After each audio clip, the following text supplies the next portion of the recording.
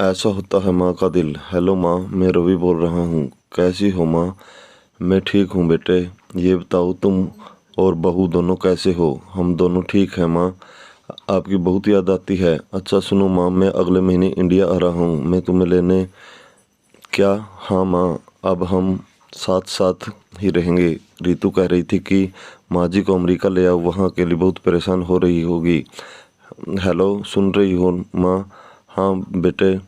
बूढ़ी आंखों से खुशी की अश्रुधारा बह निकली। बेटे और बहू का प्यार नस नस में दौड़ने लगा। जीवन के 70 साल गुजार चुकी गायत्री ने जल्दी से अपने पल्लू से आंसू पोंछे और बेटे से बात करने लगी। पूरे 2 साल बाद बेटा घर आ रहा था। बूढ़ी गायत्री ने मोहल्ले भर में दौड़ दौड़ कर ये खबर सबको सुना दी। सभी खुश थे कि चलो बुढ़ापा चैन से बेटे और बहू के साथ गुजर जाएगा। रवि अकेला आया था। उसने कहा कि माँ, हमें जल्दी ही वापस जाना है, इसलिए जो भी रुपया पैसा किसी से लेना है वो लेकर रख लो, और तब तक कि मैं किसी प्रॉपर्टी डीलर से मकान की बात करता हूँ। मकान?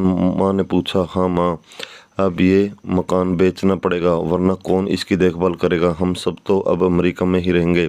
बूढ़ी आंखों ने मकान के कोने कोने को ऐसे निहारा जैसे किसी अबोध बच्चे को सहला रही हो।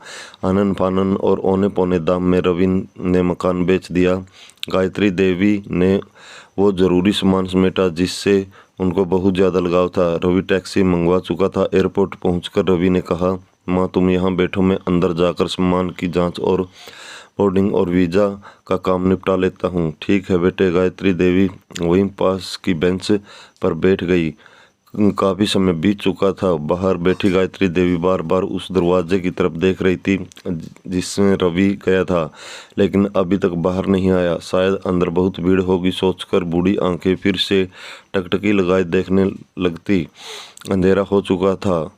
एयरपोर्ट के बाहर गहमा गहमी कम हो चुकी थी। माँ जी, किससे मिलना है? एक कर्मचारी ने वृद्धा से पूछा। मेरा बेटा अंदर गया है टिकट लेने, वो मुझे अमेरिका लेकर जा रहा है, गायत्री देवी ने घबरा कर कहा। लेकिन अंदर तो कोई पैसेंजर नहीं है, अमेरिका जाने वाली फ्लाइट तो दोपहर में ही चली गई।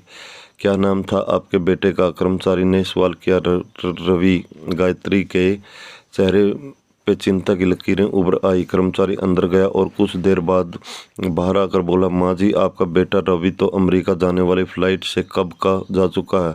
क्या? वृद्धा की आंखों से आंसुओं का सैलाब फूट पड़ा।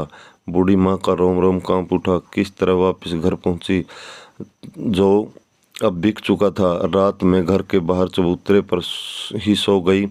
सुबह हुई तो दयालु मकान मालिक ने एक कमरा रहने को दे दिया।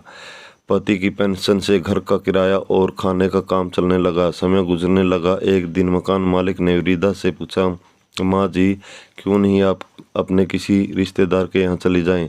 अब आपकी उम्र भी बहुत हो गई है, लेकिन कब तक रह पाएंगी? हाँ, चली तो जाऊं, लेकिन कल को मेरा बेटा आया तो यहाँ फिर कौन उसका ख्याल रखेगा? आंखों से आंसू आने लग गए। शिक्षा, माँ तो माँ होती है। दोस्तों, अगर वीडियो पसंद आई हो तो लाइक करें, शेयर करें और चैनल को सब्सक्राइब करें।